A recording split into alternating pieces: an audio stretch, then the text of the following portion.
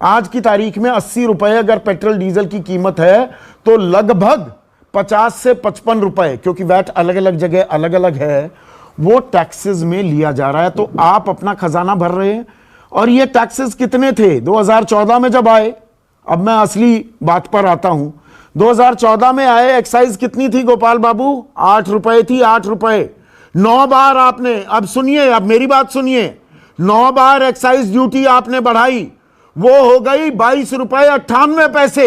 2.25 महीने पहले आपने एक मुश्त एक्साइज बढ़ाई 10 रुपए पेट्रोल पर, 13 रुपए डीजल पर, वो हो गई 32 रुपए 98 पैसे।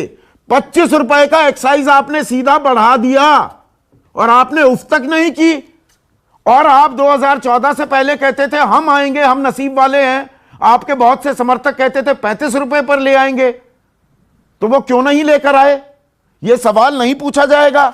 मैं यहां पर आंकड़े आपको बताऊं, 2013-14 में $105 पर बैरल कीमत थी कच्चे तेल की। पेट्रोल का दाम था 71 रुपए। 2019-20 में $60 पर बैरल कीमत थी कच्चे तेल की, दाम था 74 रुपए। कच्चे तेल की कीमतें घट रही हैं, आप दाम बढ़ा रहे हैं। आज दाम है $40 पर बैरल और आपने 80 रुपए कर दिया। ये उल्टी गंगा क्यों बहा रहे हैं? इसलिए बहा रहे हैं कि अर्थव्यवस्था को जो समझते हैं वह टैक्स जो कलेक्ट करते हैं उस जगह से करना चाहिए जहां पे स्कोप है। सरकार की जन कल्याणकारी योजनाओं के लिए पैसा चाहिए। आप फिस्कल डेफिसिट में चाहते हैं, किसानों के लिए 1.5 लाख करोड़ हम दे रहे हैं, जो रेडी पटरी वाले लोग हैं उनके लिए 3,10,000 करोड़ दे रहे हैं। तो इन सब जन कल्याणकारी योजनाओं में जहां से बेटर पैसा ट्रांसफर आप कर सकते हैं, सीधा ट्रांसफर प्रधानमंत्री किसान सम्मान निधि के अंदर 6,000 रुपए हर साल किसानों को हम ट्रांसफर कर रहे हैं। तो जहां से बेटर उनके लिए फायदेमंद पैसा ट्रांसफर। एक मिनट, नहीं ईश्वराज जी, नहीं अभी नहीं बोलना है, अभी मैं सिर्फ गोपाल बाबू से बात कर रहा हूं। तो अब अर्थव्यवस्था की आप मुझे जानकारी दे रहे हैं और अर्थव्यवस्था में क्या दिक्कतें होती हैं। क्या अर्थव्यवस्था की आपको जानकारी या उसकी समझ 2013-2012 में नहीं थी? एक मिनट गोपाल बाबू, मैं थोड़े बयान तो सुनवा दूं। 2012-13 में आप कैसे घेरते थे? तब क्या अर्थव्यवस्था की समझ नहीं थी? तब पूरी जानकारी नहीं थी? तत्कालीन गुजरात के मुख्यमंत्री, आज के प्रधानमंत्री नरेंद्र मोदी क्या कहते थे? आज के केंद्रीय मंत्री प्रकाश जावड़ेकर क्या कहते थे? आपके सहयोगी शाहनवाज हुसैन कैसे सरकार को घेरते थे? सुनिए, उन्हीं के बयान है, मेरे नहीं। सुनिए, दरों में वृद्धि की है सरकार ने, उसका कोई आधार नहीं है। उसी दिन अंतर्राष्ट्रीय बाजार में कीमतें कम हुई है। हम चैलेंज करते हैं सरकार को कि पूरी तरह से रिफाइंड पेट्रोल दिल्ली में 34 रुपए से मिल सकता है, मुंबई में 36 रुपए से मिल सकता है, तो उसके दुगुने दाम क्यों है? साल का रिपोर्ट कार्ड के कुछ ही घंटों में उन्होंने देश में जिस प्रकार से पेट्रोल के दाम बढ़ा दिए, ये दिल्ली सरकार की शासन चलाने की नाकामयाबी का जीता जागता सबूत है।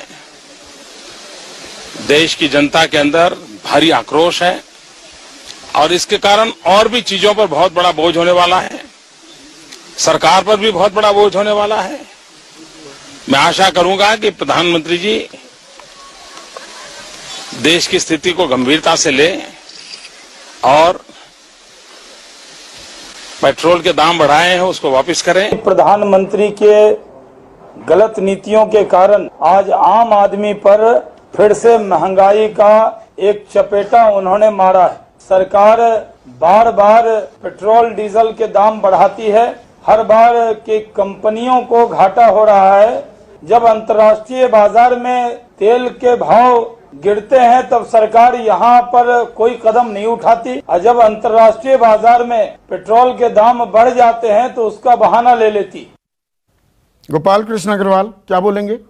सब कुछ बदल गया। देखिए मैं बता दूं। हाँ बताइए। नहीं देखिए मैं बता दूं, उस वक्त क्या हो रहा था जब अंतर्राष्ट्रीय कीमतें बढ़ रही थी तो कांग्रेस सरकार क्या कर रही थी, मैं बता रहा हूँ क्यों हम क्रिटिसाइज करते थे। अरुण जी के साथ भी बातचीत होती थी कि ये लोग ऑयल बॉन्ड इशू कर रहे थे और ये अर्थव्यवस्था को पूरी तरह भट्टा बैठा दिया। कंपनियों को पेपर कागज दे रहे थे और सब्सिडी कर रहे थे और उसको बजट में प्रोविजन भी नहीं कर रहे थे। आज भी पिछले साल 70,000 करोड़ उस समय यूपीए सरकार का जो हर साल पे करना है। 2025 तक उन कंपनियों को इन्होंने जो ऑयल बाउंड लायबिलिटी खड़ी कर दी सरकार की, और वो बजट में प्रावधान तो नहीं मतलब किया। कंपनियों पर आप लायबिलिटी नहीं खड़ी कर रहे, मेरी जेब में डाका मार रहे, यही कर रहे हैं ना? सरल भाषा में बात कहूं तो ये कौन सी बात हुई? समझदार है मतलब बलि का बकरा हम है? नहीं तो खाली मतलब आप मुझे नहीं, मैं एक आम आदमी की आवाज उठा रहा हूं। यहां पर टैक्स हम पे करें, बढ़ी हुई कीमतें हम दें, कोरोना टेस्ट करने के लिए लाइनों में हम खड़े हों, सब कुछ आम आदमी को ही करना है। सरकारें किस लिए होती हैं? नहीं, आम आदमी के लिए नौकरियां हमारी जाएं। पैकेज दिया है। अरे आज 1.25 करोड़ लोगों को आज नौकरी देने का प्रधानमंत्री ने गरीब कल्याण रोजगार योजना अभियान वो रोजगार है। 125 दिन साल में दिहाड़ी को आप रोजगार कहते हैं? केवल वो नहीं है, मनरेगा के अलावा रोजगार योजना में क्या है? 125 दिन की दिहाड़ी है ना, या मैंने गलत खबर पढ़ी? 202 दिन की है, 202 दिन की है। 202 रुपए मिलेंगे, 125 दिन है।